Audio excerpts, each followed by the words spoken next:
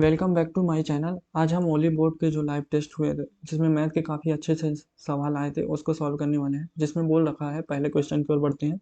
जिसमें बोल रहा है समान मोटाई के 88 सेंटीमीटर परिधि वाले 32 छोटे समरूप वृत्तीय डिस्कों को बेलन बनाने के लिए एक के ऊपर एक रखा जाता है।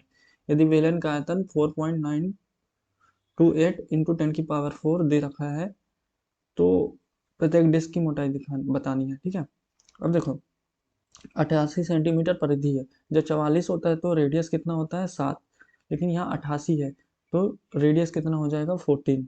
Radius equal to 14।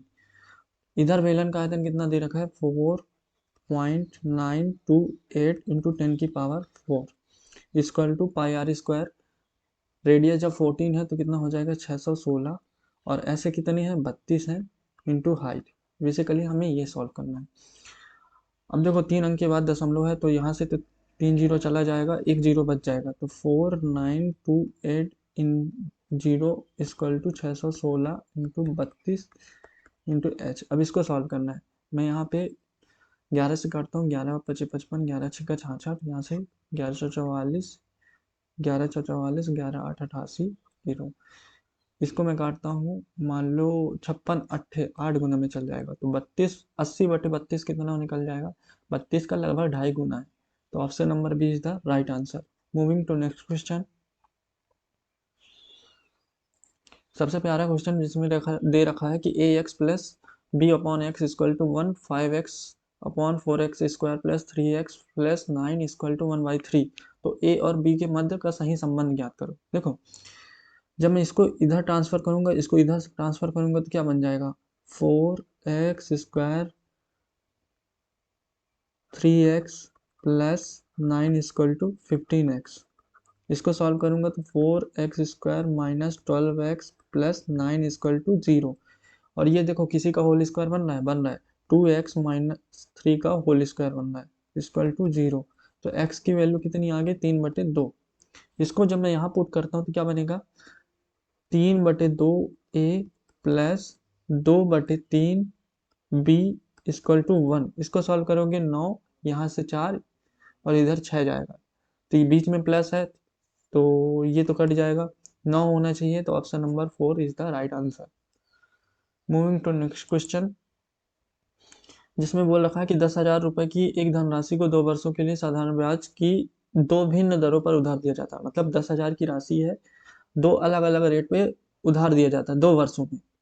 तो बाद वाली धनराशि में पहले वाले से 2,000 रुपये अधिक था 2 साल में, तो 1 साल में कितने होंगे 1,000 रुपये अधिक था। ठीक है, उन दरों का योग जिन पर धनराशि उधार दी गई थी 16% है।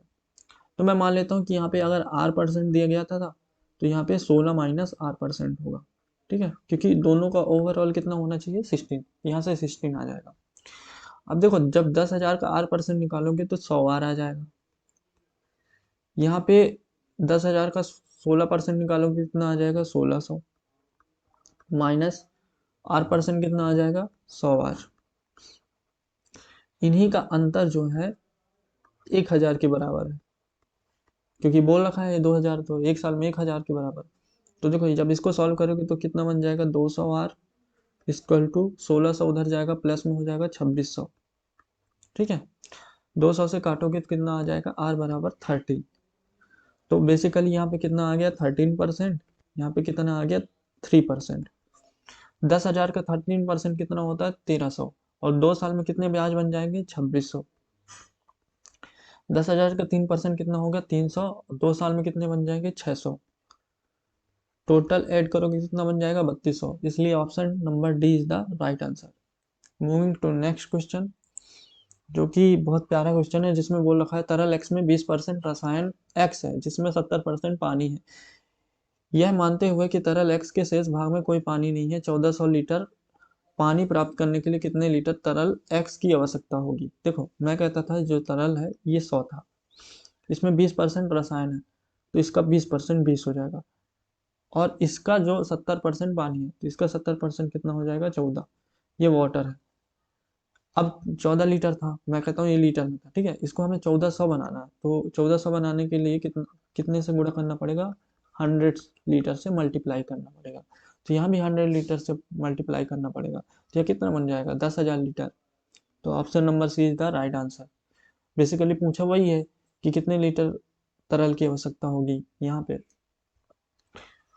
मूविंग टू नेक्स्ट क्वेश्चन, एक बहुत प्यारा क्वेश्चन जिसमें बोल रखा है कि ए और बी के हमसे 4564 का निवेश करते हुए एक व्यवसाय शुरू करते हैं। वर्ष के अंत में प्राप्त कुल लाभ इतना था, तो कुल लाभ में से बी का हिस्सा बताओ। देखो ये ए है, ये बी है, इसने क्या किया 4500 इन्वेस्ट किया, इसने 6400 इन्वेस्ट किया। तो जब मैं इसको दो जीरो से दो जीरो काटूंगा तो बचेगा 45 और 64, टोटल कितना हो जाएगा 109, जिसकी वैल्यू दे रखी है, इतनी दे रखी है, हमें निकालना है बी की वैल्यू यानी 64 की वैल्यू। अब देखो लास्ट में 8 आ रहा है, तो 9 के पहाड़े में 8 कब आता है, दो गुना में, 9 दूनी 18, तो 2 का गुणा यहाँ से करोगे तो कितना आ जाएगा 8, मतलब 8 वाला आंसर होगा। तो option number B is the right answer, क्योंकि जीरो नहीं आएगा, जीरो आने के लिए 5 या 2 होना चाहिए था, जो कि है ही नहीं इसमें। तो option number B is the right answer. और बहुत सारे बच्चों को ये लगेगा कि फिर ऐसे नहीं कर सकते तो कैसे कर सकते हैं, तो इसके लिए क्या करना पड़ेगा, देखो मैं इसको अगर 100 टाइम्स गुणा करता हूँ कितना बन जाएगा, ये बन जाएगा, ठीक है, जो कि इससे ज़्यादा है, इससे ज़्यादा है। तो अगर मैं इसमें 8 गुना का भी गुणा करता हूँ 109 में, तो कितना बनता है 872, जो कि माइनस करोगे तो लगभग यही बनेगा। मतलब हमको कितने से मल्टीप्लाई करना पड़ा था, 100 में 8 घटा दो कितने से 92 से, मतलब ये कितने से 92 से मल्टीप्लाई हुआ था, तो ये भी 92 से मल्टीप्लाई होगा, तो बनेगा तो सेम ही, यही बनेगा। तो option number B is the right answer. Moving to next question,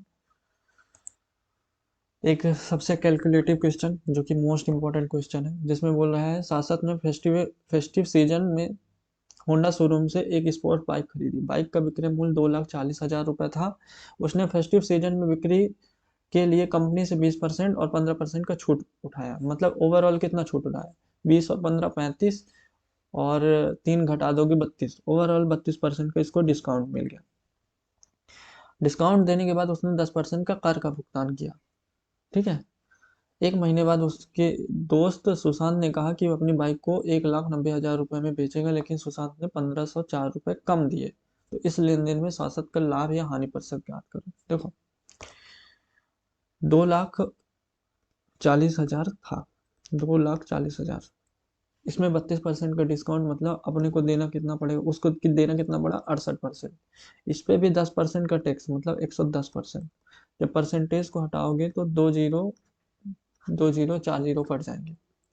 अब बेसिकली इसको इंटू करना पड़ेगा, मल्टीप्लाई करना पड़ेगा, मल्टीप्लाई करते हैं तो कितना आ जाएगा 264 इंटू 68, यहाँ कोई ऑप्शन नहीं है, गुणा ही करना पड़ेगा। 8 चौको 32 की 2 हासिल आई 3, 8 छंग 48, 3 51 हासिल आई 5, 8 दूनी 16, 16 5 21, 6 चौको 24, 48 38, 3 6 दूनी 12, 15। जब इसको सॉल्व करो कितना आ जाएगा 25971, और इसका एक जीरो, बेसिकली अपना सीपी आ गया 1,59,520। अब 1,90,000 में बेचने को बोला था, लेकिन 1,504 रुपये कम दिए, मतलब दिए कितने 1,88,496 रुपये, ये दिए।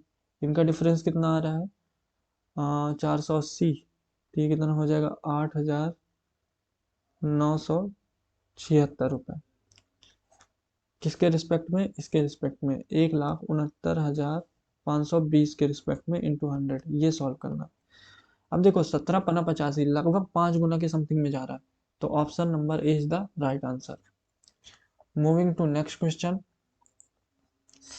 सबसे इजी क्वेश्चन था वैसे।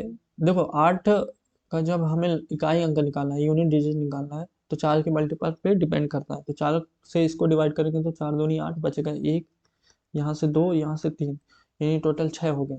6 को भी 4 से डिवाइड करोगे तो बचेगा कितना 2, तो 8 का स्क्वायर कितना होता है 64, यानी यूनिट डिजिट कितना आ जाएगा 4। Option number B is the right answer. Moving to next question, और सबसे प्यारा क्वेश्चन जिसमें बोल रखा है कि कोई ट्रेन एक व्यक्ति और प्लेटफॉर्म को 8 और 18 सेकंड में पार करती है। यदि प्लेटफॉर्म की लंबाई ट्रेन की लंबाई से 5 50 मीटर अधिक है तो प्लेटफॉर्म की लंबाई बतानी। देखो तो दोनों स्थिति में तो दोनों का जो स्पीड होगा वो सेम ही होगा।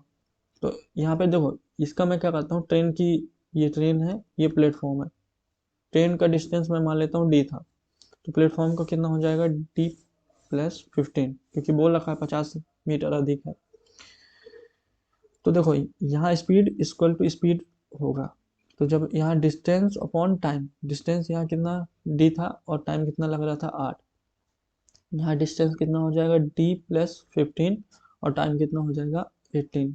जब इसको सॉल्व करोगे, इसको मैं इधर लाऊंगा तो कितना बचेगा डी, और ये सॉरी 2d होगा क्योंकि इसका भी डी आएगा ना, तो 2d, तो ये कितना हो जाएगा 9 8 72 इक्वल टू 50/18, 18 चौको 72, 4 से डी इक्वल टू कितना आ गया 200। हमें बताना है प्लेटफॉर्म की लंबाई बताना है, तो प्लेटफॉर्म की लंबाई कितना 200 प्लस 15 कितना है 250 metre. Option number A is the right answer. Thank you so much यहाँ तक बने रहने के लिए। इसी तरह के लिए अमेजिंग कंटेंट के लिए लाइक एंड सब्सक्राइब करें, and thank you so much.